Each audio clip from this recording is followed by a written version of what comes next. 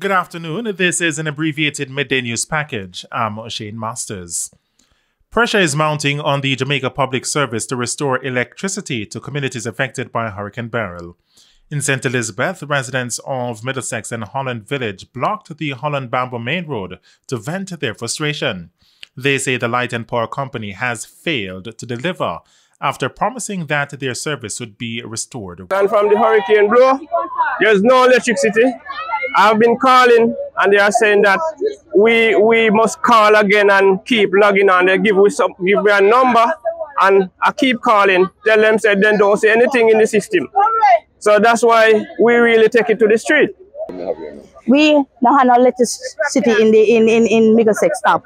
We don't have no light. 1 month and 3 days now, we don't have no light. They come and they do connection, they only collect some of the areas, they don't connect Holland Corner and they don't collect Pat Middlesex. We only have one bus wire. One bus wire. Meanwhile, the road from Santa Cruz to Malvern and a section of the Southampton Road was also blocked by protesting residents. They too are upset that their electricity has yet to be restored. We think this is very barbaric. It's a grave injustice what JPS has done to us. And they have sent us ridiculous bills for this month. How can this be when we have no electricity for 5 weeks? Over in South Manchester, there were similar scenes as residents blocked the Bottup Main Road in Prospect. Motorists were forced to use alternative routes as a result. The residents eventually cleared the road after the police intervened by calling the JPS, whose representatives assured that work crews would expedite the restoration process. My mother is a sick lady. She in pamper, she cannot help herself in darkness for 5 weeks now. She have medication we have to put on the fridge. We don't have any fridge, we don't have any light, we don't have any electricity to put our medication. Right? So that's why we take it up in the hand and see what we can do about it. So please, I'm asking JPS to come and help us, please. A fruit vendor was shot dead by unknown assailants while selling his produce at his stall in Orange Bay, Hanover on Tuesday night. The deceased man has been identified as 31-year-old Dwight Brown from Fish River Road, Lockwood District in the parish.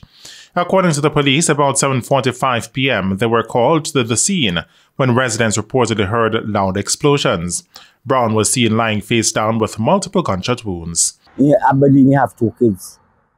And he said that in prepare for send them back to school. So you have to work night and day to meet the demands. Yeah, that is the reason why he's out here in the night. Meanwhile, 36 persons have been killed in Hanover as of August 3. 2 men are dead following a police operation in Buckland's Jones Avenue in the St. Catherine North Police Division. A firearm was also recovered from the scene. According to reports, one of the deceased men was wanted for several murders within the parish. The identities of the men have not yet been released. Montego Bay Mayor Richard Vernon is expressing relief about the decline in murders in St. James. He was speaking at Tuesday's civic ceremony in the parish. In 2023, from January 1st to August 3rd, murders for St. James were 124. For the same period this year, it is 82, a 34% reduction. This is a testament to the progress and safety of our municipality. Commendation to the parish command and the support that made it possible.